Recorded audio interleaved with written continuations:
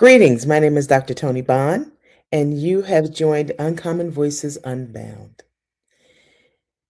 I've worked in the reproductive and sexual justice movement for, oh my goodness, for well over 3 decades.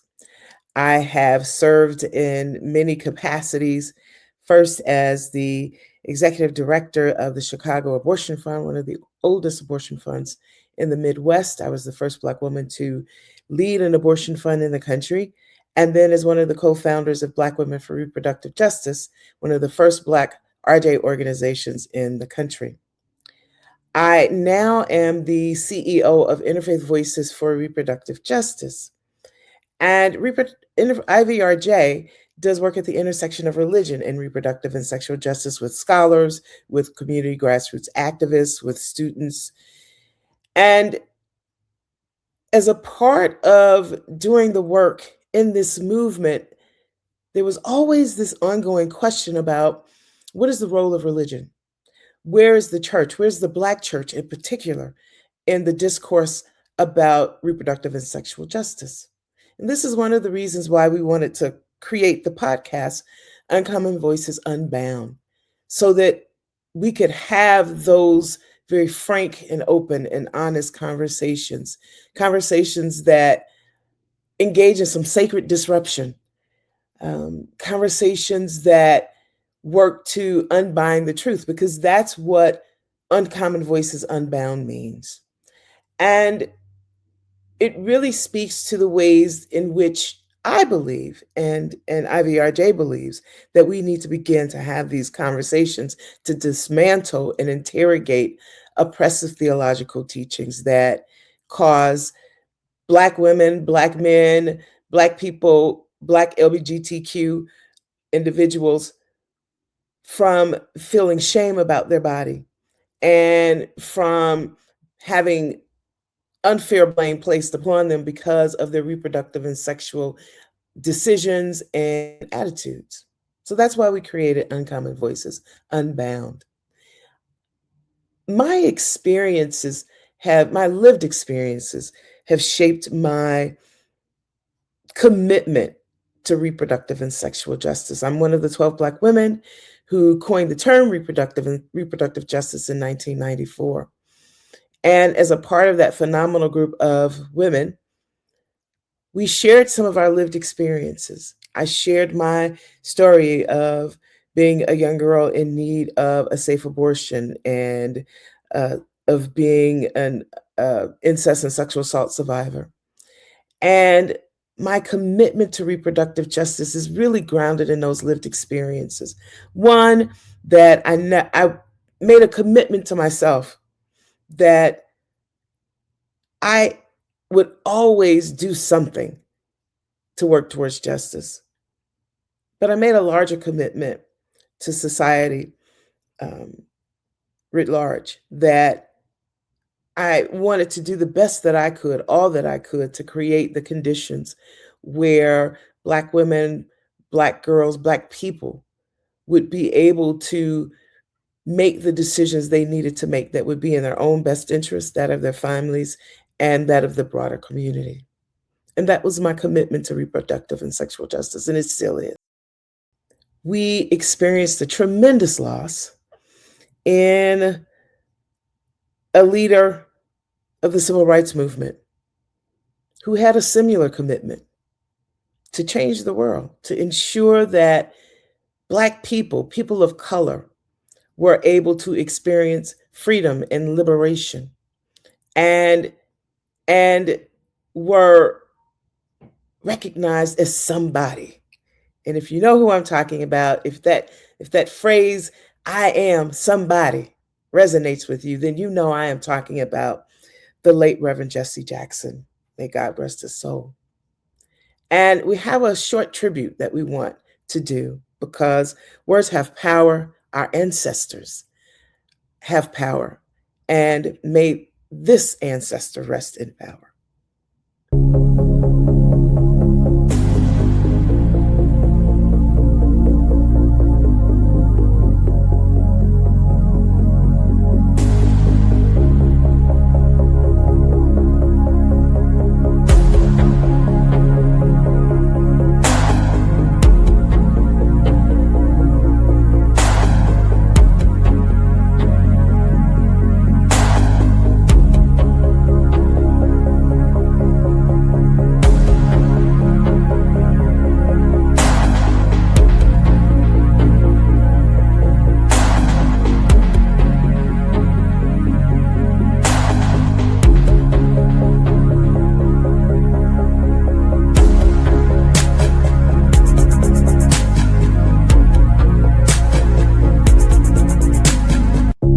Welcome back to Uncommon Voices Unbound.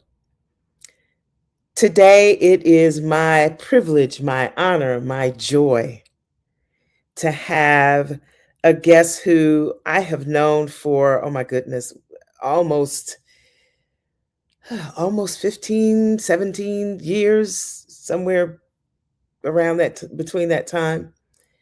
And this man embodies what it means to commit your life to the fight for justice and liberation.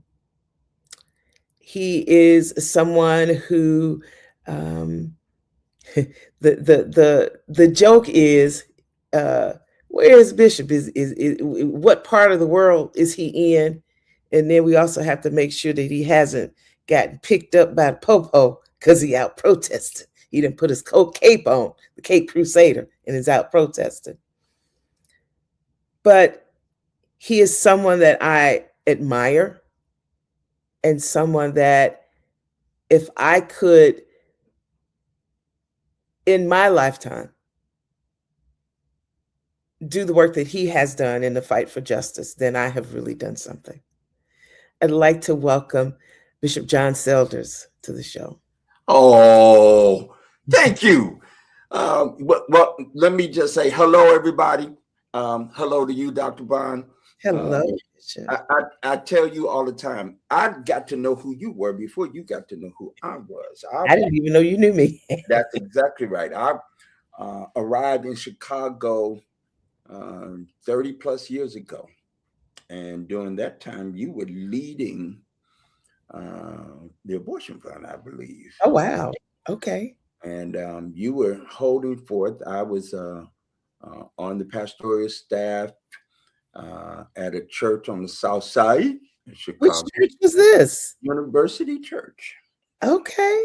I Yeah. also was a bootleg staff member of the Congregational Church at Park Manor. Okay, with Reverend Hughes. Well, Reverend Hughes she was pastor after I left. You know, Okay. she came out here to Connecticut for a while. So anyway, we won't talk about that. But I was there when Dr.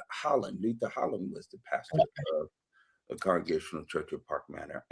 And I was there doing work at the Community Renewal Society. Yes. So I was there with the Reverend Dr. Yvonne Delk, her tenure there. And it was in that context I was working in part on community health. So anytime there was a community health issue, they find me, do you want to go to this thing or that thing? And you were speaking, you were the keynote speaker at this event. And I got to hear you wax eloquently about it, and I said, "This is somebody I need to pay attention to." That was my experience as well. Let me say that in Chicago, I would be at many different things, and there were lots of people who were holding forth, and so in community. So I always felt like I was running in behind the people that was the popular people. I was running, trying to keep up, trying to stay. And I was new to Chicago in some sense. I was new to grassroots community activism. I wasn't new to the church and the work of the church, but I was new to how do you integrate that. And of course, all of us were in the shadow of the Reverend Jesse Jackson Sr. Absolutely. Yeah. Right. Yeah. So I too pause and have to pause to say thank you, Reverend Jackson, for whatever you think of him. For me, he was a hero, and embodied so much of what I've tried to do from a distance, and have had the privilege and the honor to meet him on several occasions. He always felt like he knew me. Mm-hmm. He couldn't have called my name. I understood that. But one of his close staff persons was a member of my congregation, the congregation that I served. So he always made sure that I would come around to Operation Push. It was in the neighborhood. And so we would go to lunch, or we'd meet each other for coffee. And he said, "Reverend's in there. Let's go say hello." And so it was always, let's go say hello. And of course, I knew the team around Reverend Jackson. So I got to meet plenty of the folk. And then the successor of Dr. Delk was the Reverend Dr. Calvin Morris, Mhm. who had accompanied Reverend Jackson when Reverend Jackson started Operation Breadbasket for SCLC. Folk don't know that he was sent to Chicago in part as a representative of SCLC to start Operation Breadbasket, which was the beginning of what we now call the Rainbow Push Coalition, Operation Push in its earlier form. So Calvin Morris, Reverend Morris, and I had many conversations about the early days of activism and such. So thank you for this opportunity. And I feel like I'm should be honored because I'm guest number one. You are the very first guest on IVRG's Uncommon Voices Unbound. But thank you for sharing that story about Reverend Jackson. But you said something about him. You said he couldn't, he may not have been able to remember your name, but he made you feel like he knew you. That's right. I'll never forget, I was in South Africa at the UN World Conference on Racism. And I was at the NGOs forum. And I'm walking up this hill across the land. I can't remember where we were going. And who did I run into? Reverend Jackson. And I was like, "Hi, Rev. How you doing, Reverend Jackson?" He's like, "Oh, how you doing, sister?" I said, "Tony Bonnie." He's like, "How you doing, sister Tony?" And he stood there and he chatted with me. And I felt like he knew me. That was one of his gifts of among many, but I will remember him for that gift of connecting with people in ways that you felt like he knew you. Yeah, it was a gift. It was a gift, and he will be missed. He will be missed. His presence on the landscape. We've not known a time that Reverend Jackson has not been on the scene in some way or another, and certainly from my very beginnings, early on, his coming alongside Dr. King was in Selma during the Selma march and movement. He showed up. He was got activated in South Kakalaki and North Kakalaki, and ended up in Selma. And I heard Ambassador Young talk about meeting Reverend Jackson, and then talking to Dr. King about meeting this young man. And we know him today, right? He bridges that gap for us from the classic civil rights movement leadership, Dr. King, Reverend Abernathy, Ambassador Young, Mayor Bond. I mean, all of the Young Turks. He bridges that gap for us and leads us into the era, and I would say, of elected political leadership. I mean, it was only then, in direct response, I would say historically, of the assassinations of Malcolm, Minister Malcolm, and then Dr. King, along with the other kind of political assassinations, that the move was in some part to move toward, and I think this brings us into some of our work around restorative justice, that too, but reproductive justice. That's why I call you the Cape Crusader. Right. It leads us into that conversation because a decision was made in the community to turn our attention to electoral politics in a very real way. And it certainly, we would not have the place in electoral politics today if it were not for the Reverend Jesse Louis Jackson Sr. And I'll say that unashamedly. And then the team around him, and of course, those that were a part of the Young Turks and the staff of Dr. King. I mean, Ambassador Young, two-term mayor of Atlanta, and was also the ambassador to the United Nations, and all of those young folk. Of course, the sainted one, as far as that is concerned, John Lewis, Congressman Lewis, and others who ran for political office. It would not have been the case. And what's interesting, I heard the Jackson family's press conference the other day, and Sure. Brother Jackson Jr. Said, "Listen, my dad never held political office, elected political office. Well, it was the first Black man to run for president, but yep. He never was elected. Now he was the shadow senator of Washington D.C. Now, so I mean, there was that, but he moved to Washington D.C. to do that and be the shadow senator for the District of Columbia. So not that he didn't have his impact and imprint on our geopolitical life and history here in the United States, and certainly for Black people. His heart was in the Black community. His work and his effort, his life was spent in part doing that kind of work. And so we could not begin to talk about whatever it is we're going to talk about without pausing for these few moments to share our love and regard. And may he rest in peace and power, and may his memory resonate in us in such a way that it moves us from our do nothing to do something. Absolutely. Amen and ashe. Amen and ashe.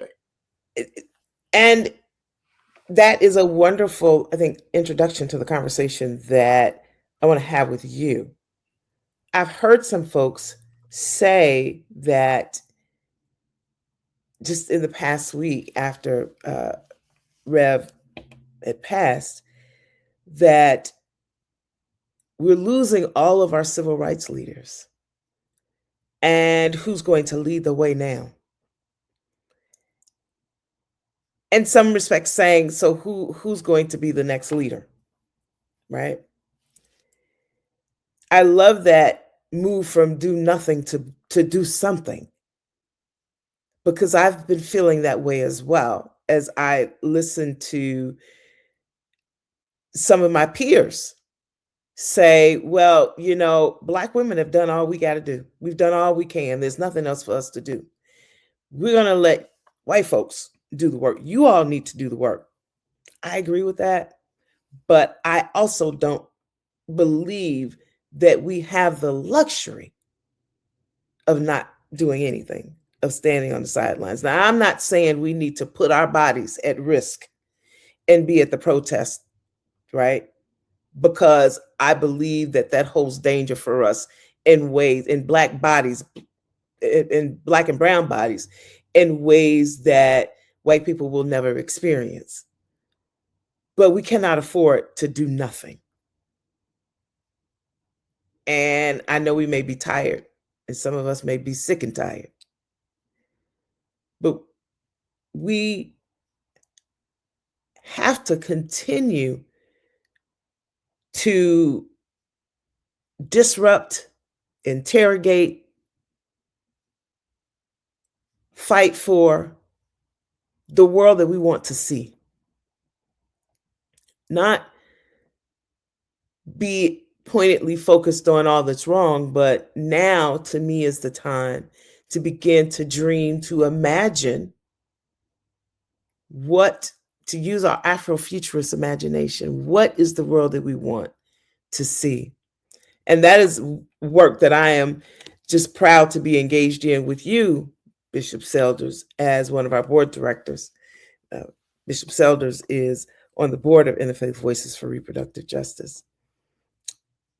But I want to ask you, how does reproductive and sexual justice impact you as a Black man? I asked that question because I was watching just an amazing roundtable discussion with Black men that was produced by Sister Song, Women of Color Reproductive Justice Collective. And there was a level of vulnerability in these brothers that you don't often see. It was refreshing, sometimes painful to watch, but also very hopeful, because the reproductive health rights and justice movements are predominantly populated by women and people who identify as women who are doing the work. And there's never really been this intentional space for men to do work in the movement. And it's almost some of that is being replicated in the reproductive and sexual justice movement. So how does RJ impact you as a Black man? Well, we could spend the next hour and a half right here and not go any further. So let me try to do a cursory journey to answer that question. I think Dr. King was absolutely correct that he named in 1967, he called them the triplets of evil. He said racism, materialism, and militarism were the three triplets of evil. I then, not too long after that, heard Angela Davis begin to wax eloquently, saying that Dr. King was correct, but then there's this thing about women and sexism that we got to. You can't just throw that and leave that to the side. That's in this thing, and I started to see how that can move. We can't talk about race, for example, without talking about money and how money and capitalism and the love of for the love of money, right, is the root of all evil. I heard the book say that, for the love of money. Yeah. And then militarism, and in this so-called pseudo, I don't know what you call it. I can't call it a democracy because we've never really had one. But anyway, whatever this is, that these things walk together, and of course, if you can't take a look back in our history and not say women were at the center of it because they weren't allowed to vote from the very beginning. In fact, just like Black people were considered 3/5 human. Did 3/5 human? Did women have a seat at the table? Okay, don't answer that. So here we are. I get to your question from the lens of thinking about how we do any of the work that we do, right? That is liberative, without thinking through how one thing affects the other thing that's connected to the next thing that connects to the next thing. The reason I'm in the work, in part, is because I was invited to consider this as a part of a lens to view all of our justice work through, right? And so if we engage in justice work through the various lenses that we traffic in, here's one particular lens that I had to spend some time in. I was raised by 3 women very specifically. My mother had me shown up. I am Helen's boy. All right. But I'm also my grandmother's sweet stuff. That's what she called me. And now I done put it out to the world. See, you should have never said that. Sweet stuff. Help me. But I was her only. Now, let's be clear. I was the grandson that they claimed. There were probably other grandsons that did. I ain't gonna, all of our families. Don't act like I was the only one that had stuff secrets that didn't nobody talk about. But I was the one that got favored in the favorite spot. I was the legitimate grandson. Okay. Those are secrets that fall out of the mouth during the holiday. Pop out of the mouth, everybody's eating. Hey! And a secret pop out. That's right. Mouth, and then it's silence, and people looking around like. Mm-hmm. So I'm not the only one. Holiday meal.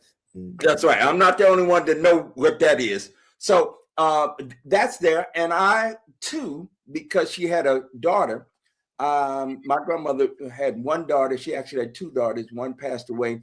They were twins, and one passed away. So my auntie, I called her Annie. And I am as much those 3 women of those three women that I am of anybody. Those three women poured. I never knew a day that I wasn't somebody. First off, thank the Lord for Jesse Jackson and his. I am somebody, but I knew I was somebody because of Little Maid Turner. That's my auntie. Mother Annie Easter Selders. That's my grandmama. And Helen, let me get all the names right. Helen Jordan Selders Span Clay. Mm-hmm. Mm-hmm. I was her boy. I was her little boy. And so this idea of reproductive justice is at the root of who I am. Now, I didn't know that. I didn't recognize that at the time. But that through line helped me to understand it, because as I started to come into ministry, I started preaching when I was a young man. But even before that moniker preacher was on me, I was the young person that was the leader in the community. And then when the you're a little preacher, minister, such and what, I carried the Bible around, everything. I was then identified as somebody that could be talked to. And I remember my first trip to Planned Parenthood with a teenage friend of mine. I remember that first trip. And did I know what I was doing? What? No. What I did know is that a friend of mine couldn't talk to nobody, needed somebody just to accompany her. I didn't even know where I was going. She had all the information. All I had to do was be there and a journey with her. And that was my first introduction to what this actually means and what it could mean as a Black man, right? The responsibility that we have to be with, to come alongside. I didn't have to know. And listen, I didn't have Bible on it. I couldn't have taught no lesson on it. Just knew it was important for you to walk with your friend. I was with. And let me say that I have held that my entire career in ministry.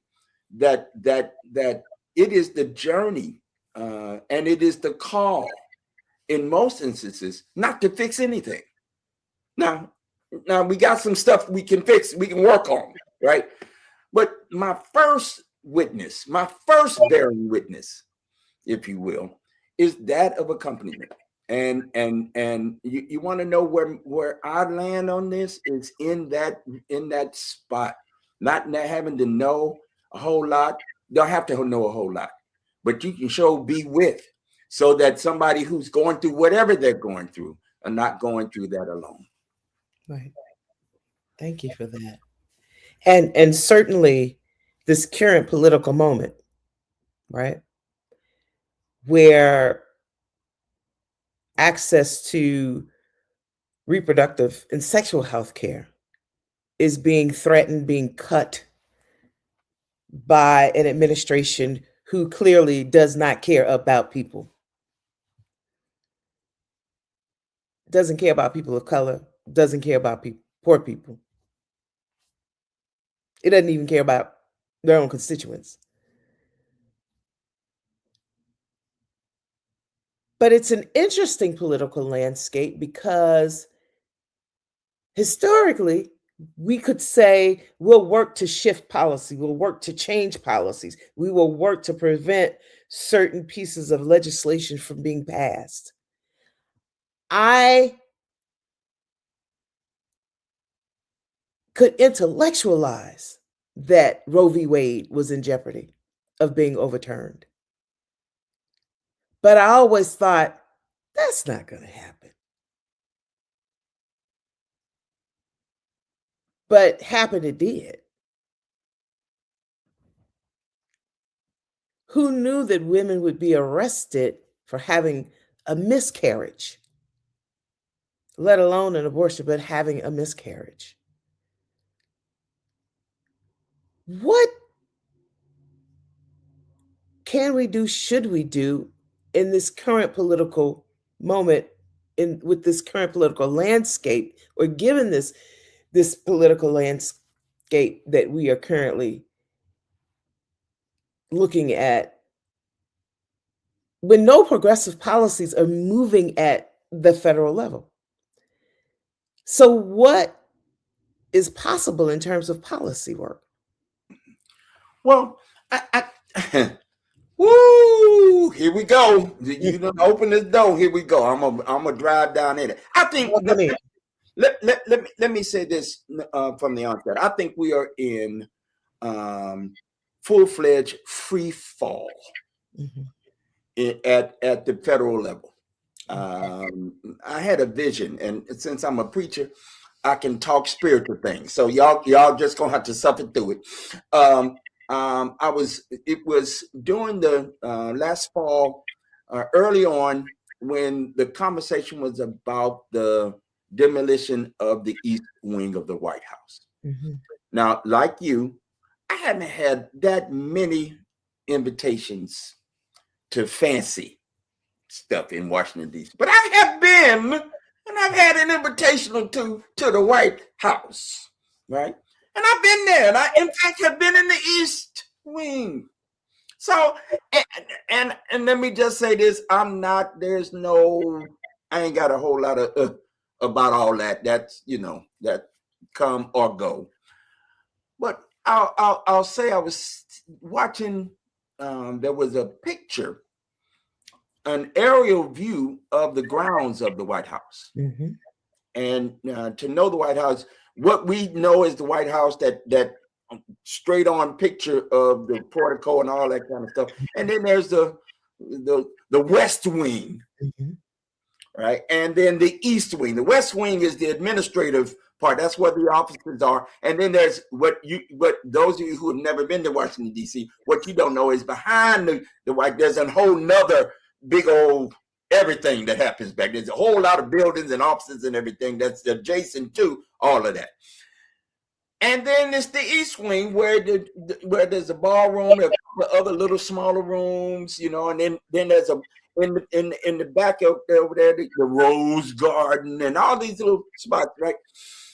And so I've been in there, and this aerial picture popped up on the television screen I was watching. And I saw a third of the White House gone. Yes. Demolished, blowed up. And the Spirit spoke. Come on, Spirit. And Spirit said, that's this entire federal apparatus. It's blowed up. Never to exist in the same way again. Then I started thinking, Department of Education, this lady that runs wrestling, I'm gonna say it like my people say it, wrestling. She runs wrestling. Yes. Is all of a sudden the Department of Labor secretary. And the biggest part of what the federal Department of Education did was compliance, making sure states did what was right. Gone. And I started running down the line of other places and spaces. Doge was kind of leading the effort there for a minute, but many of these departments have lost they don't have what they had before. It's gone. And I realized what the Spirit said to me, I had to reconcile with that. Now, it may not feel like, it may not look like to you that it's gone, that what we had is no longer exist, but the facts are there. So then that leads me to, what do I spend my time doing?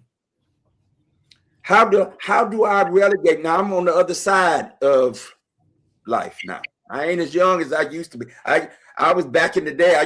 I thought I would be able to run for a while. Well, I turn around. I've been running. We sick and so I've been running for Jesus a long time. Ain't got tired yet. Well, I can't say that because I done got tired. Okay. Tired. But I do have some energy. Mhm. I do have some things I'd like to see. I do like. I want to work on some stuff. But where do I invest that energy? And for me, Dr. Bond, I can't see a whole lot of federal work for me. That, in fact, the work that I believe is centered to our work now is at this level, and then even from there at local levels. It is how Connecticut, and I live here in Connecticut, and let me just shout out Connecticut for a minute. When we knew stuff might roll away, I, like you, thought it would never, it would never go away. But then I started to see, and I spoke at the Supreme Court the day before the ruling happened. Mm-hmm. Mm-hmm. And I remember thinking, man, this could be that we don't have Roe Wade anymore. They could strike this down. And they did. The very next day, I was at the Supreme Court, and the very next day, the ruling came out. So I was in D.C. when that hit. Mm-hmm. And I felt like at that point, I knew, not just felt, I knew my work is going to have to be now at the state level. In my state, let's figure out in ways in which we can be these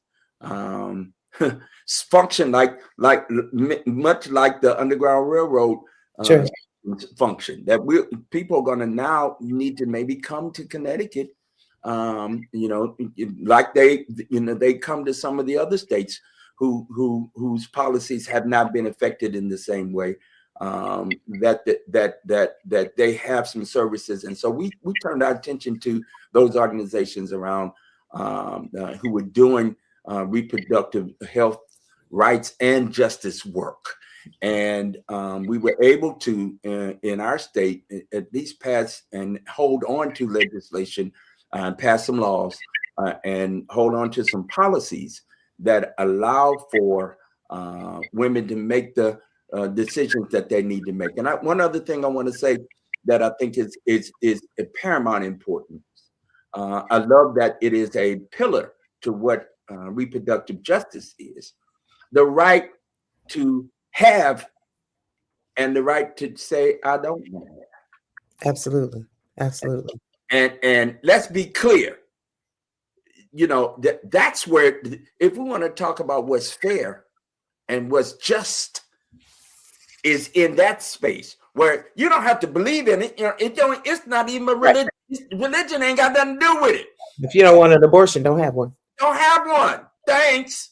But don't block me. Absolutely. Or my sister, my mother, my daughter, my wife. Don't block my family if in fact they do choose. Right. So what you're saying is, in this current political moment, the focus has to be on local impact. What is the impact of local elections, and how do they impact reproductive justice? Mm-hmm. And to put our efforts in doing the educating, the organizing, and the mobilizing, mm-hmm. 3 steps, mm-hmm.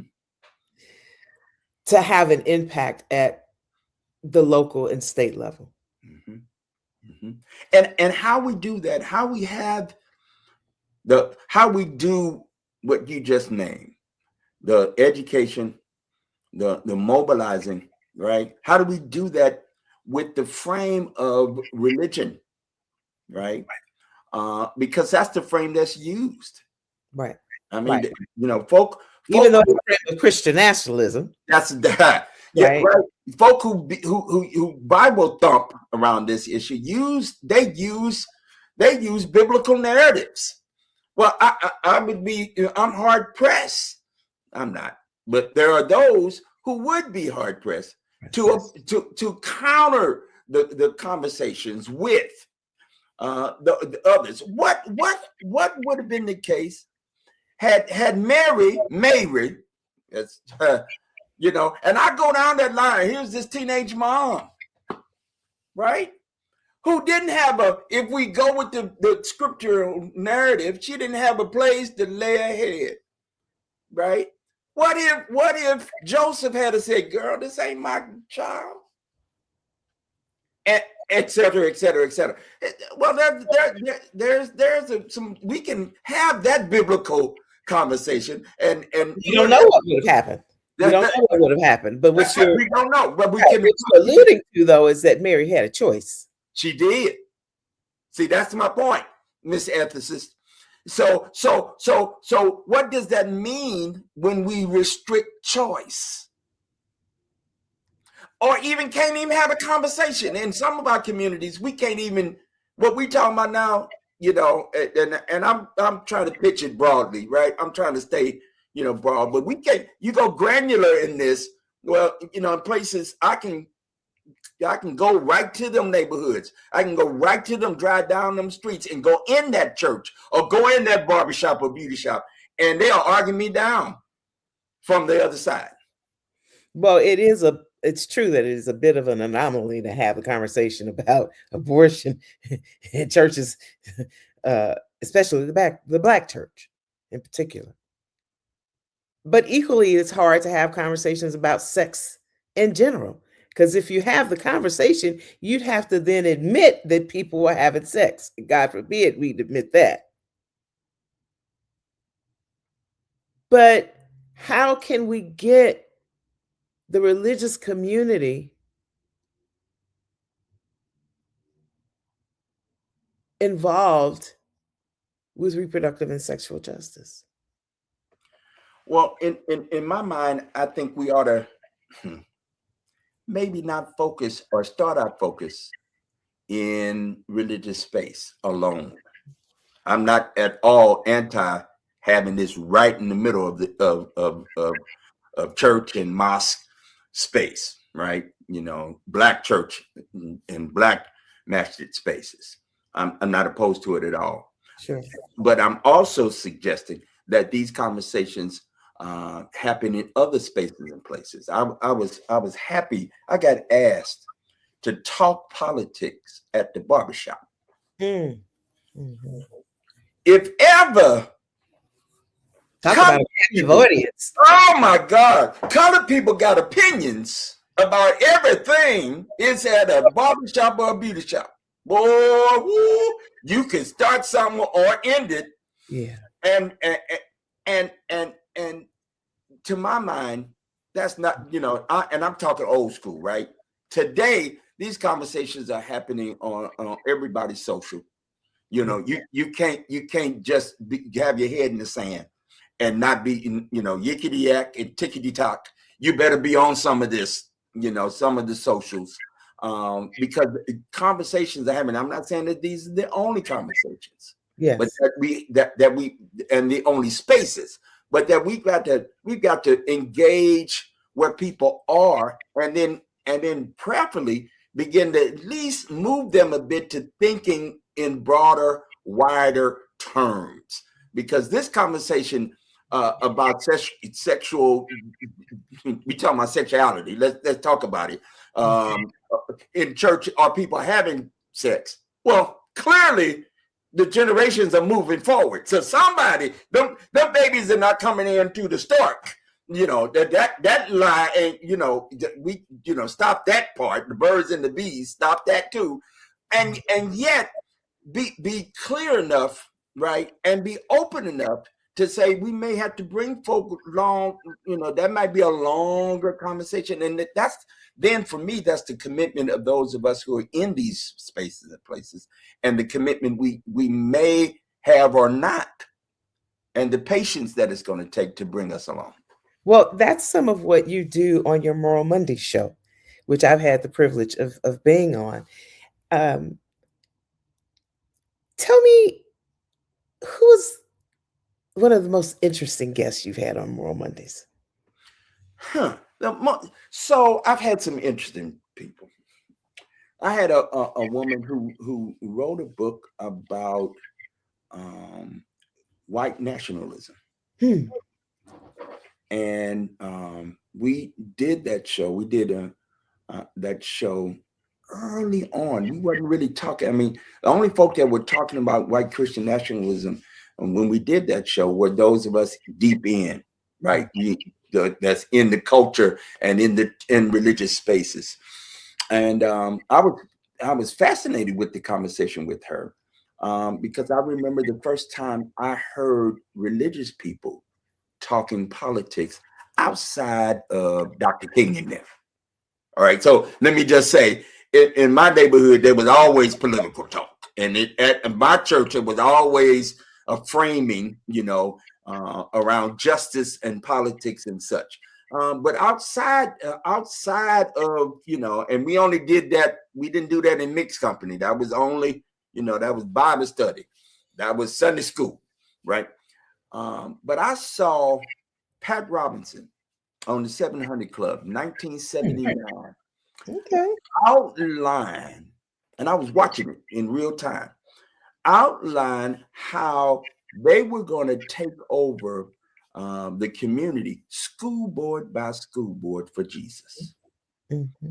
And he outlined in real time. It wasn't no secret. Mm-hmm. It was on Christian television that Christians paid attention to. And he outlined how they were going to take over the country. That was the earliest of what was then called the moral majority movement. If y'all remember back in the day, I watched him do that. And they did to wit. That was 1979. By 1994, the midterm elections during President Clinton's first term, they turned what was perennially a Democratic House and a more moderate political landscape in Washington, D.C. started to get a right-wing crank. Mm-hmm. Right? Now, of course, we had some of that prior in the 1980 when President Reagan and his crew,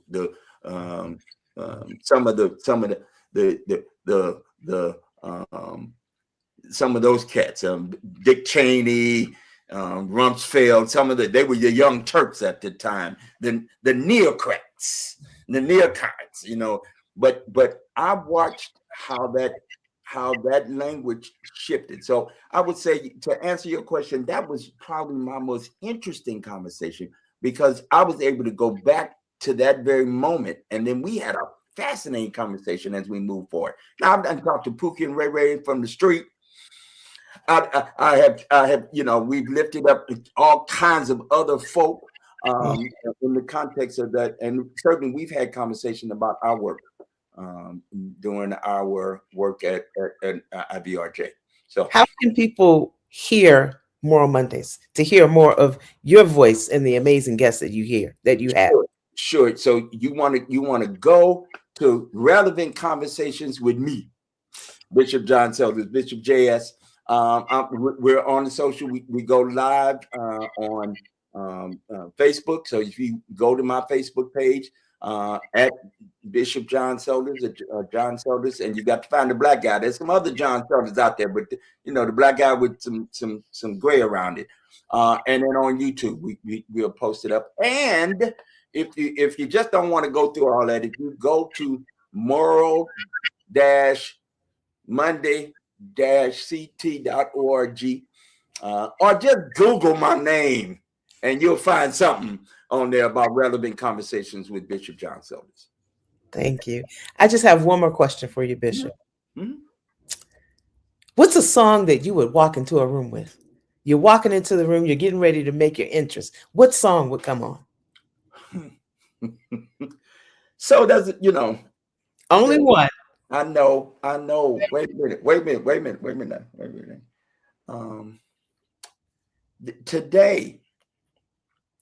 Today, I have to go back to. My theme song right now would be "Say It Loud." I'm black and enough. I'm proud. Aaron, say it loud. James Brown. I remember that moment and what that says to me. I was just talking to my beloved about songs, music, art in general will take you back to a space and place, right? So there's not one time I hear grazing in the grass is a gas. Can you dig it? That I don't go back to late 1960s, Kinloch, Missouri, walking in them streets where I was reared and raised.